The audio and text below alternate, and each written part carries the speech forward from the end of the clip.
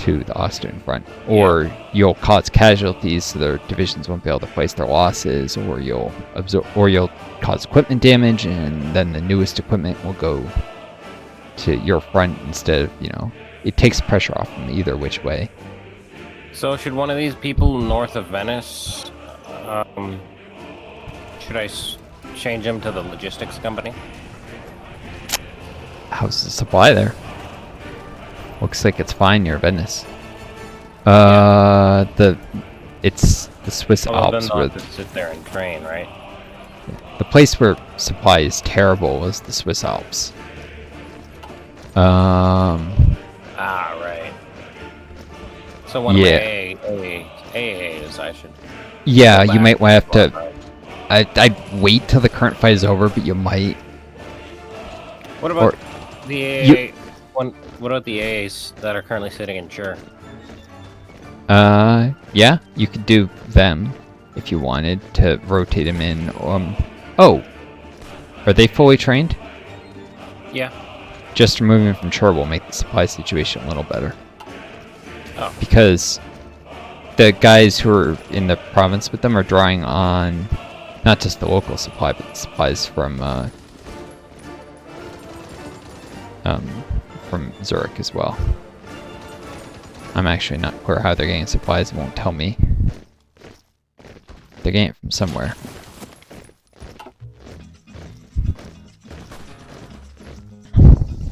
Is there a way for me to tell? If you hover over the unit in supply mode, it'll tell you whether they're getting from state or supply hub. Supply hubs always send out so much supply, so if you... Supplies received from supply hubs, 1.31. The guys in east of Chur are getting it from the hub? Yeah, the guys in Chur. Oh, east of Chur? Or in Chur, yeah. Well, yeah. So if they're getting it from the hub, then it could be the hub in Milan, I guess. But if it's the hub in Zurich, then that's reducing Zurich's ability to send supply to the guys east of Vaduz. So just sending them to Venice should improve the supply situation a little. I'll send them to Bolzano. Yeah. You could retrain those guys in the logistics to make supply on the Austrian Venetian front easier. You could also consider some of these guys who are currently east of Vaduz. After they get a little worn down, they have casualties to repair and stuff. You could take one of them, maybe the one that's got the most casualties, and retrain him with the supply unit, logistics unit, because their supply is terrible. Yeah. Really, really bad. It's giving him pretty nasty debuffs, as well as all the other units there too. So. Okay. Yeah, they probably should get logistics companies eventually.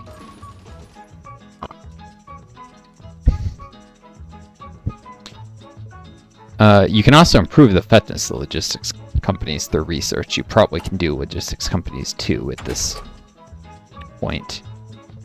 Yeah. Because AI probably did logistics 1. Logistics 2 will double the fitness of the logistics company, so if you're going to use logistics, you probably want to upgrade the tech pretty soon too. Okay. Yeah. Wars are won and lost, not just through weapons, but through supplies. In fact, supplies are often more important. It's more cost effective to get divisions full supply than it is to get them better guns most of the time. Yet most players just ignore it. They're like, oh, well, I have all these other positive multipliers. Here's what I have to say this. Guess what, dumbasses? The multipliers are multiplicative. So it doesn't matter how many multipliers. If you have a minus 20% attack from low supply, you're losing 20% of your final attack. It cannot be offset with the other things. All you can do is create an even bigger number that then gets reduced by even more. So, not talking to you, Joe. I'm talking like to viewers who there's going to be some people like logistics are useless. Logistics are probably one of the single most important things in the game, and people don't pay attention to them. Yeah.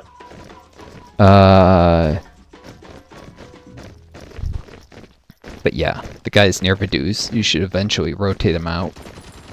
I mean, for now, you're wearing down the Austrians are attacking your guys instead of the Swiss divisions, which are kind of some of them need to replace losses pretty bad, so you're giving the Swiss a chance to reinforce their divisions. And then, you know, but you should rotate your guys out of the front eventually and give them logistics companies. Anyways, good for me to unpause. Yep. Yeah, one of the other things you'll eventually want to do is add line artillery to infantry. People don't do this, but if you're attacking with infantry, if you have at least 10% artillery ratio, more than 10%, so that's the number of battalions, not counting support, I don't think support counts. So if you have 9 infantry battalions, you need 2 artillery to get shock tactic. If you have... I'm thinking a bunch of Romanian destroyers. Or I've sunk. Sunk about nice. 8. Nice. And if you have 8 infantry battalions, Joe, because it's important for division design. If you have 8 infantry battalions, you give 1 line artillery. The artillery ratio is greater than 10%, and you can roll shock with just 1 line artillery. Which is why enlarging the default 9 infantry, not necessarily good. It's often better to turn it to an 8-1 instead of having to go all the way to 9-2 to be able to roll shock, because line artillery is expensive until you have lots of industry and have spent time stockpiling. So eventually I'd replace one of the infantry battalions with an artillery battalion, is what I'm saying. To make full use of the manpower though, because if you just did that, the division would shrink by 500 in manpower. You could also add a support company at the same time to a division. So like, you could give them reconnaissance at the same time you do that, because reconnaissance buffs the effectiveness of artillery because they act as spotters, and it, you know, helps with faster movement through rough terrain like mountains, so gives combat buffs and such, and helps you roll better tactics. The primary advantage is probably speed. Anyways, on pause. Oh, the US is asking for military access. They are? They're at peace. I mean, sure, they'll like you more. You'll like, I mean, they might be more likely to buy steel from you instead of someone else. It's better they give you the factories than some neutral country or some country that might join their faction later. I would sign it. They're not gonna... Okay. It's not like... The main disadvantage of military access is if you have like a land front with some other nation and they march through and they're at war with that nation, they can have doing combat on your territory and damaging infrastructure. But that's not going to happen. Mainland England is not sharing a land border with anyone. Really border anyone. Yeah. I mean, well, if you were at war with Scotland... Like Scotland. Let's say, but there could be neutral divisions. They can fight each other too. Let's say you give military access to the UK and you also give military access to Belgium. And they both had divisions in England and they met each other. They would fight each other in your territory. Oh. And they would like damage the roads and stuff. So it's... Yeah. Hey, that was happening to me in my single player Denmark game actually. Because, you know, Denmark is a... Troops move through it. I had American divisions, I think at the time, military access. And I had Norwegian People's Republic divisions military access because Overlord. And they were fighting each other in my territory and they were damaging the infrastructure near Copenhagen over and over and over. And that's where Denmark gets most of its steel. So it was not just damage, it was not just annoying like, oh, the infrastructure on flames, it was reducing my steel production and my factories kept having reduced production because of it. So I canceled Americans' military access because it was just annoying the heck out of me. The Finnish were doing it too. I end up like, you know, plus I don't know, it was I was trying to figure out how I could bring down the Americans because I didn't want them to become global hegemons and then be unable to expand and then end up with our own world where the US is a global empire that no one can touch. And so we go and we just coup countries and abduct their leaders and bomb them and no one can stop us because we're too powerful. Like, that's always the underlying... I hate this when you see people and they're like, why doesn't anybody do anything about this thing? The answer, 99.9% of the time, is because the United States will bomb them if they do. You know? Like, if we lived in a world where the US wasn't all-powerful, like... Let me save, because I haven't saved this for a while. In case we get a crash or something. Would hate that after all we've done, right? Yeah.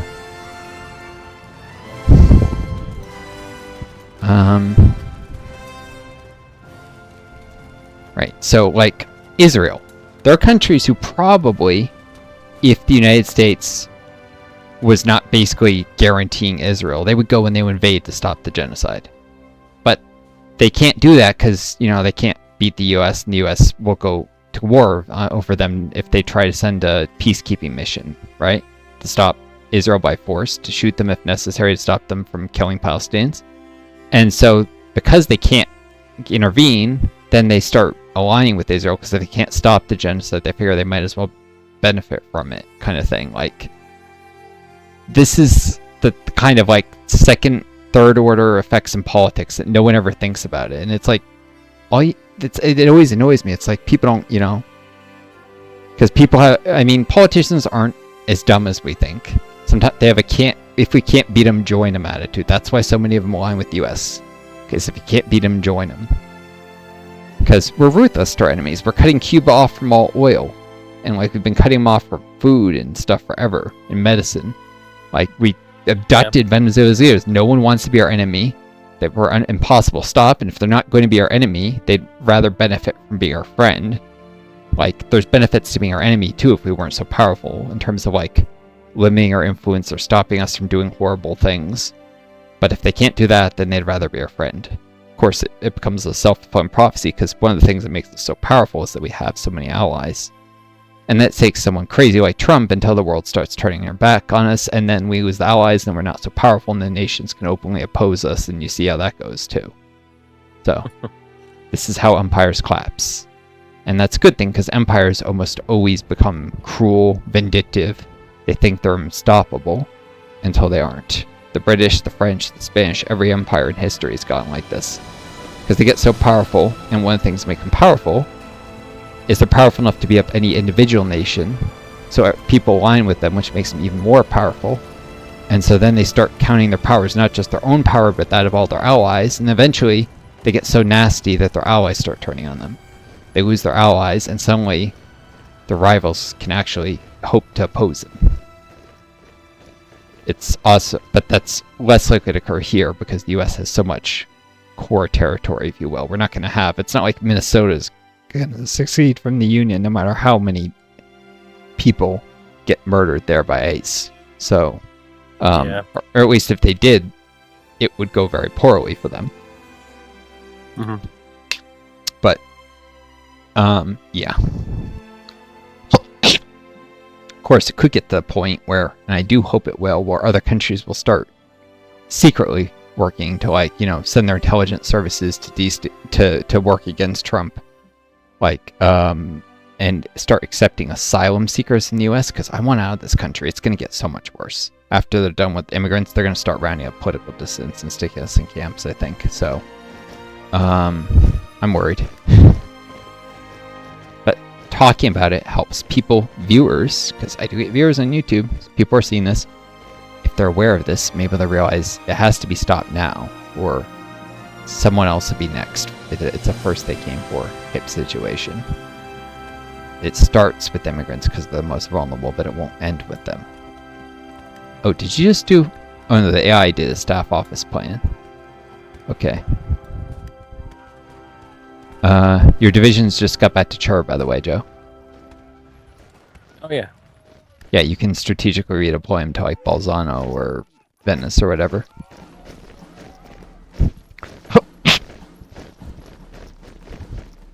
But yeah, from a roleplay perspective, I was trying to avoid an all-powerful US, and at the same time, from a gameplay perspective.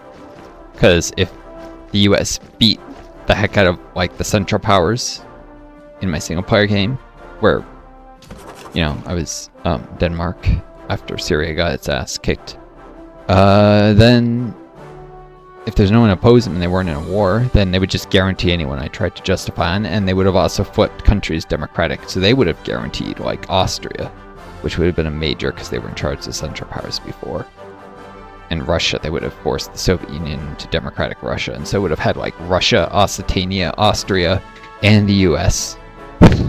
all guaranteeing anyone I tried to attack. So I would have been stuck on Denmark. Wouldn't even be able to get back Jutland because northern, like Jutland, ended up the U.S. annexed it in my single player game. So, anyways, how are you doing for political power? 28. Cool.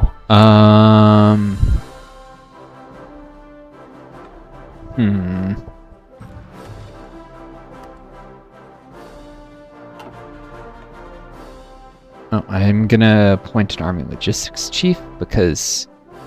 Oh no, I need more political power. Army logistics guys actually reduce attrition from training, so semi-ample equipment. I can raid political dissidents instead. I'll do that now.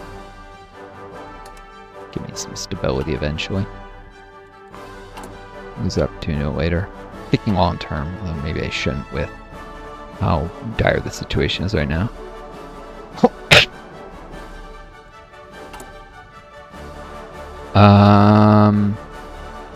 Yeah, so how much do you need for trade union war propaganda support? That gives you 5% stability, right? Yes. 45. 45 political power.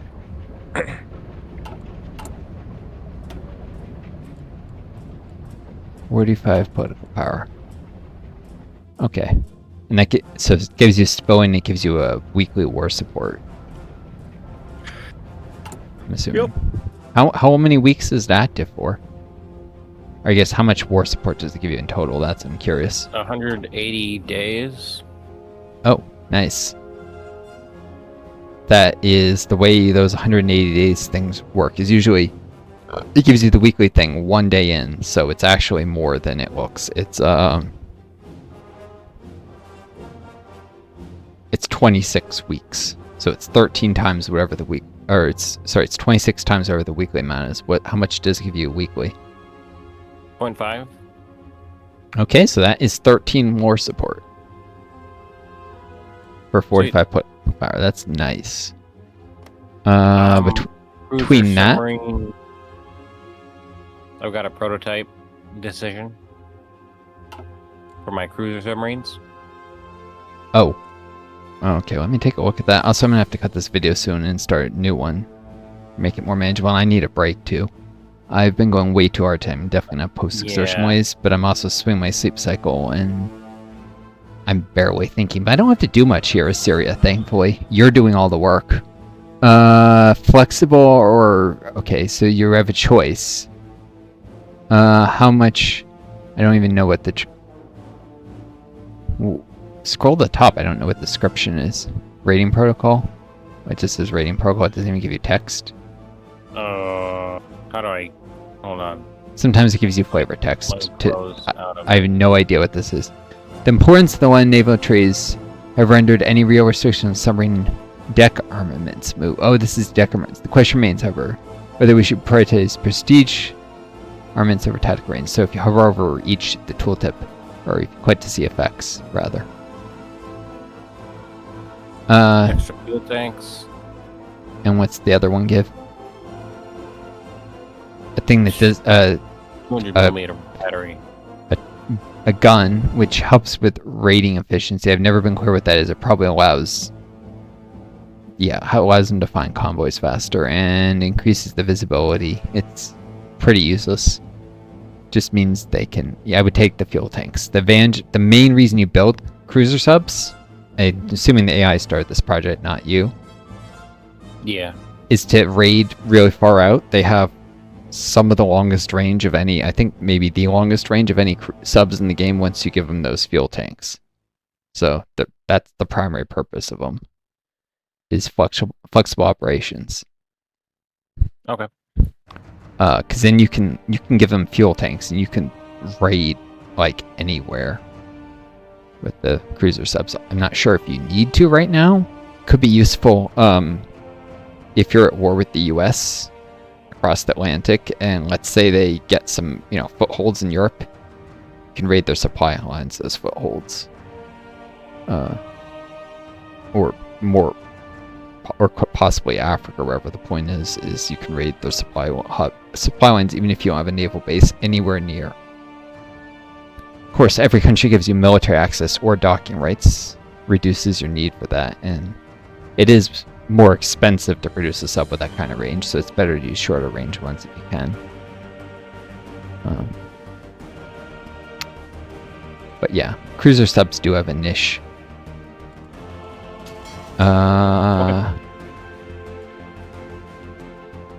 Let's see. I don't even have a navy, so I can't see any of the range things. But if you selected like one of their task forces, you see the range for missions. And it varies based on what ships are in task force. But yeah. Let me unpause.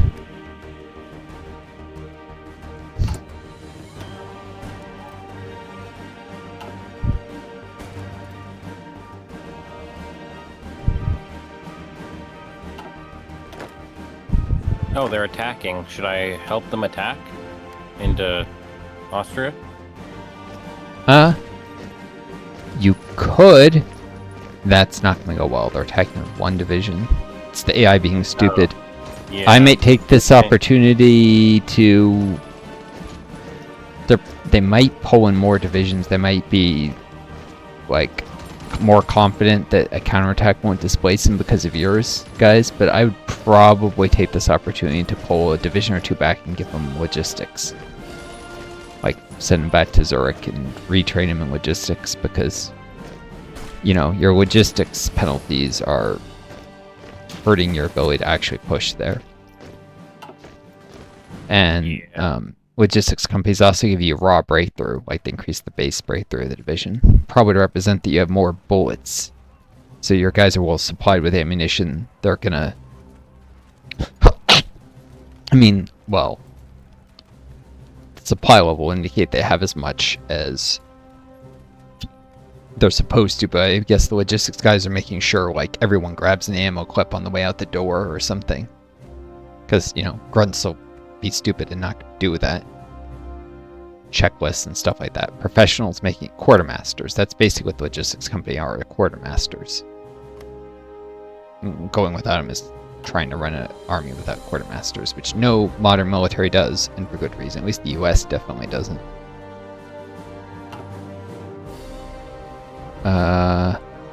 Czechs are really not far from surrendering.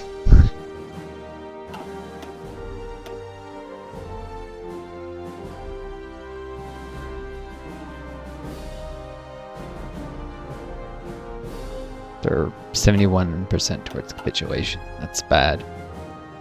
Wow. Uh-oh. In a way, it's good.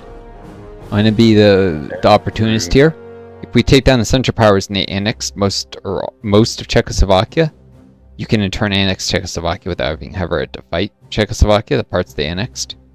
And someday you can get a collaboration government there, like entirely separate from the part of Czechoslovakia that still has the original focus tree. It'll take a long time, but you know, in the meantime, you can just occupy it for industry and stuff. So, not bad. It's actually reasonably good. Like, given how badly the AI uses its manpower and industry, of course you get less of both, but the collaboration government will eventually. Here's me thinking ridiculously long term. It'll probably take like 8 years to get a collab government from scratch unless you do collab networks, so maybe not so good, but whatever.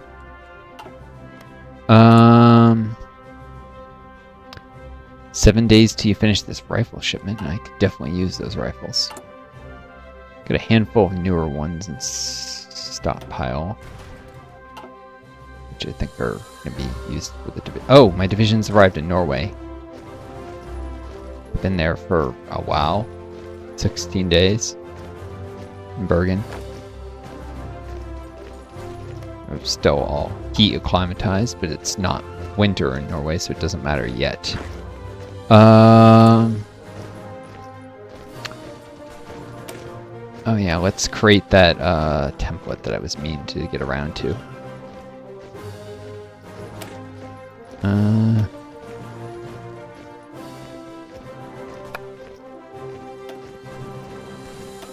Alright, I'm gonna be doing a little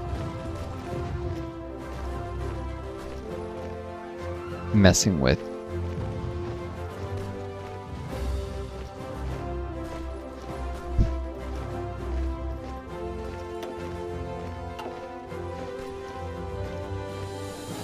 units here. Retiring for a moment. Saving the intermediate ones, because sometimes I do go back with when it comes to the amount of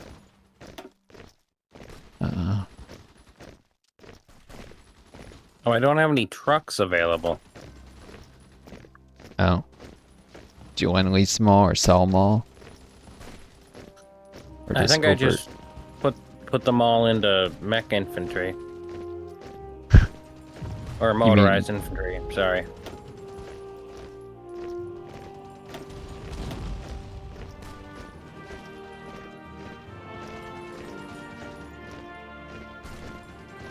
Yeah, I see.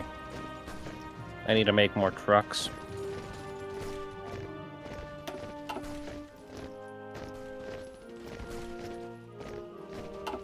Cool.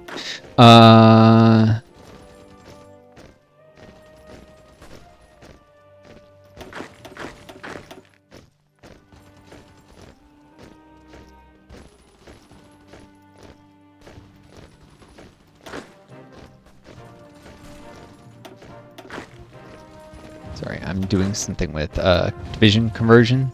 Give me a sec. Boom. Creating some 12 width by merging together. Are you kidding me? No! Darn it! I thought it would merge them in a logical way. Oh, shoot. Well, I did need more stuff back in... Ah. This is why... This is the These are the perils of doing anything when I'm this tired. What happened? I was trying to merge guys together in such a way that they would create 2 sets of 2 of something, and instead it tried to merge 4 divisions into 1. The game. So I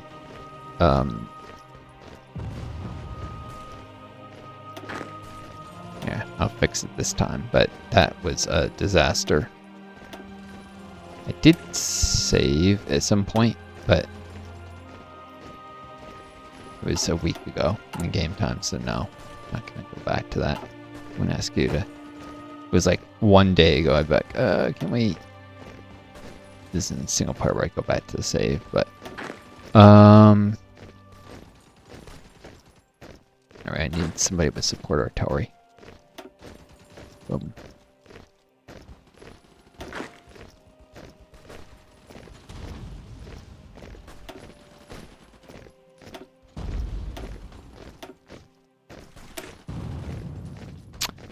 Boom. What I was doing is I had a 3 battalion infantry and a 3 mountaineer with 3 battalion infantry with a support artillery and a 3 mountaineer, and they were trained separately and they merged them together.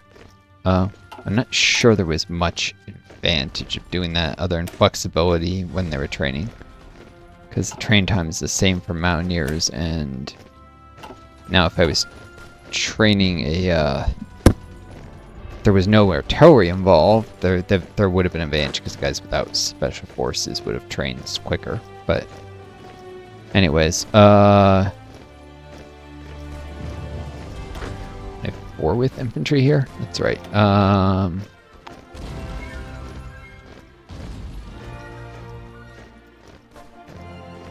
Huh.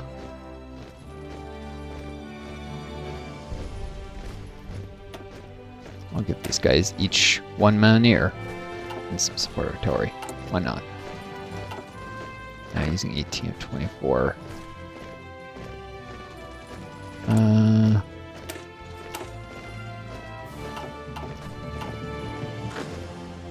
this little micro is annoying, I'm sure.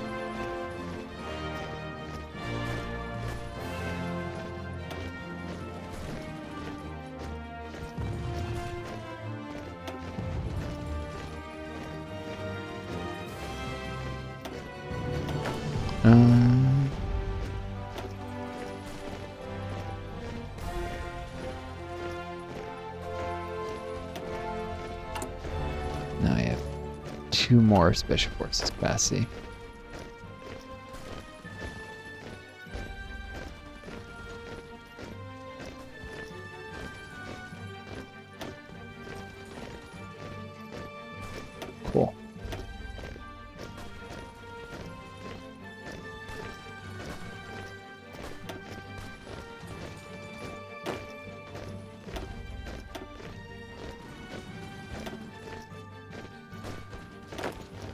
Cool. So I was just distributing out my mountaineers among various divisions, making sure everyone has artillery.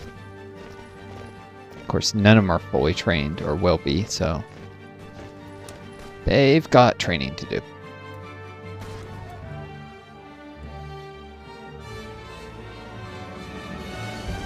Anyways, what were you saying before, Joe? You were saying something. I don't know.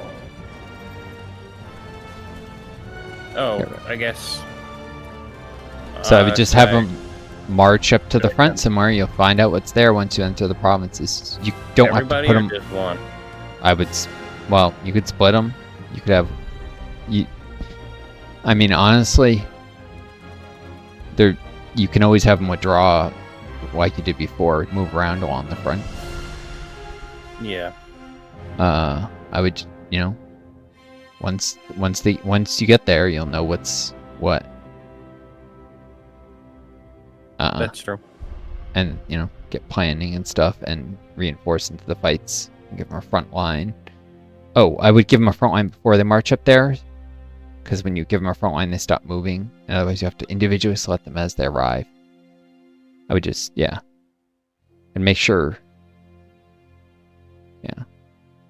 You might divide that into two smaller front lines so they don't start moving horizontally. Decide they don't like the way you allocated them.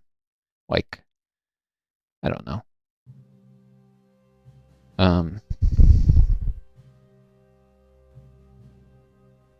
You need to drag the other one shorter, or yep.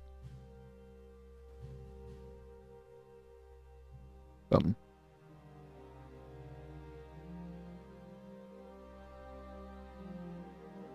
Oh, they stopped moving. Yeah, because you gave them a front line, which causes them to stop moving. That's why I was saying to do it before you unpause and they start moving. So you don't have them almost get there and then stop moving all of a sudden.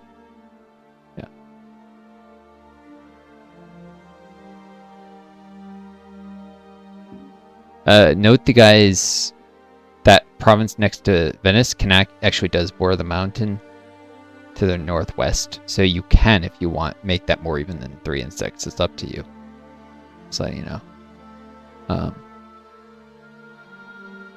I think the determining factor probably be what the logistics look like. Oh, it's all Venice except for the northmost province, so.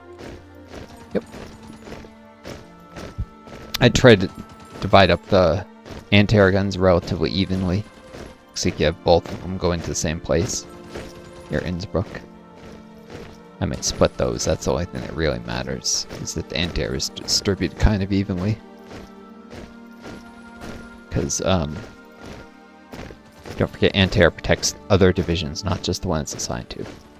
From CAS, for the damage bombing reduction. Yeah. I have to reread the article on that. It's kind of confusing, I don't want to misquote it, but I know that much of it. Anyways, it wasn't confusing, it's just a lot of information my brain can't handle. The long COVID. Are you good then, pause? Yeah. Cool.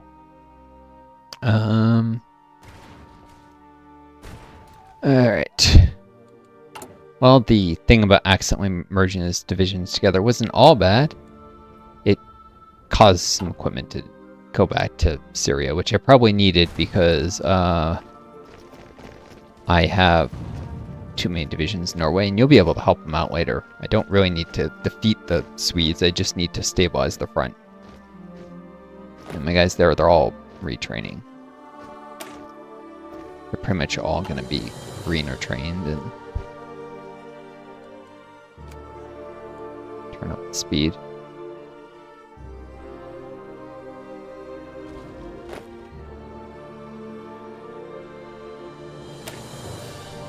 Oh, except this division. There's one division that's not. Doesn't need more training. Also one of my best divisions. So this came from merging some of my very best men. Okay, we'll put them on the airfield. It's the enemy can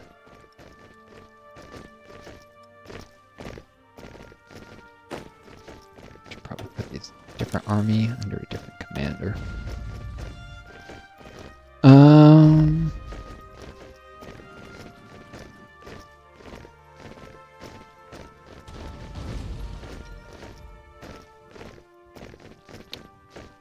Boom. 2 logistics go. I just finished tech, so give me a sec. I think it was, yeah, it was construction. Almost 1941. I could do those.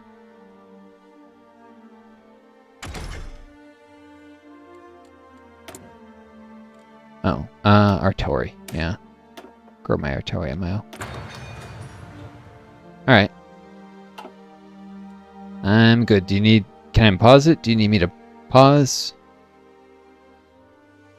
No. I don't think so. Oh, well, actually, I guess they all... I get to see the front line now. I mean... So now I can decide where I want them stationed.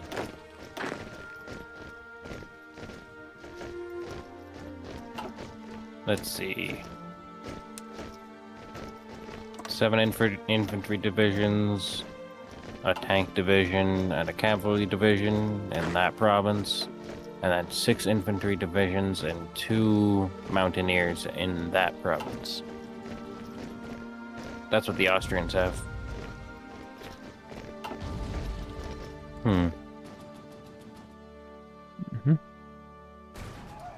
I can't see the combats though without joining them. They aren't. It looks like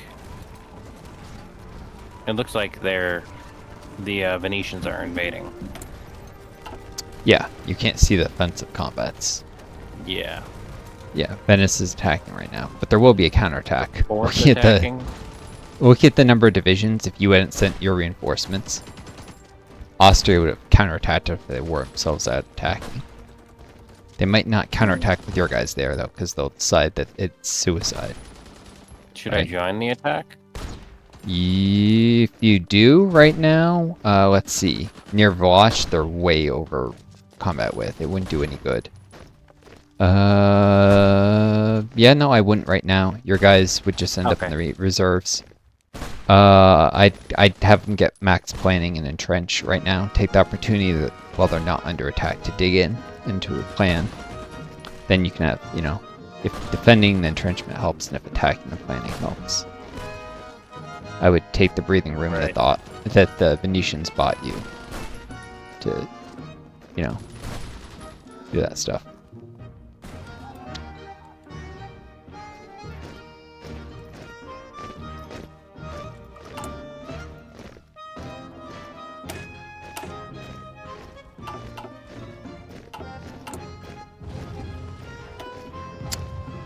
Alright. Oh, I need to create a new template here, one that actually gets equipment, because I do have a division that's fully trained. They should get equipment. I think I was like, idly thinking, what needs to be fixed here? Boom.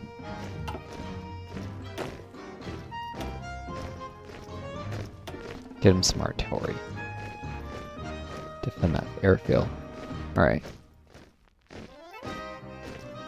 And most of my divisions are just training in Bergen, and if cold weather comes, they'll get cold acclimatization. If it doesn't, Bergen's where they burden the supply network least. So. I got a division entrenching to help protect the airfield.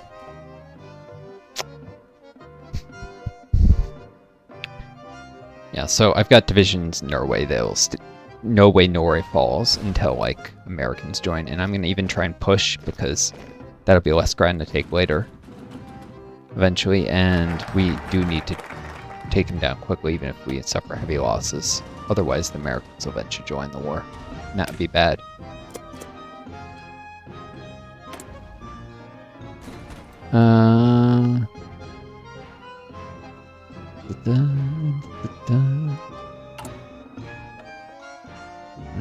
Let's grab logistics, manpower cap, and reduced equipment losses.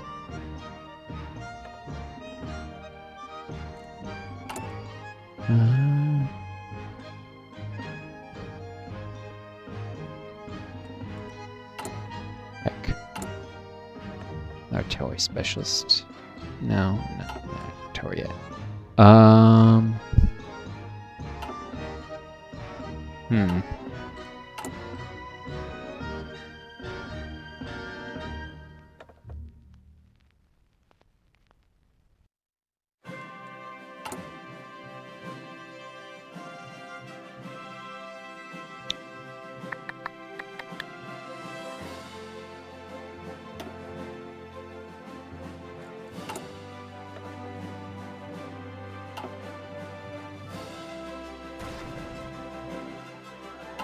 I'll save metals or something.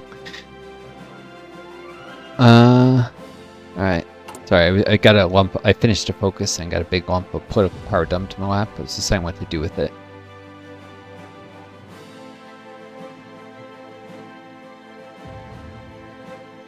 Oh, I can do anti-fascist raids.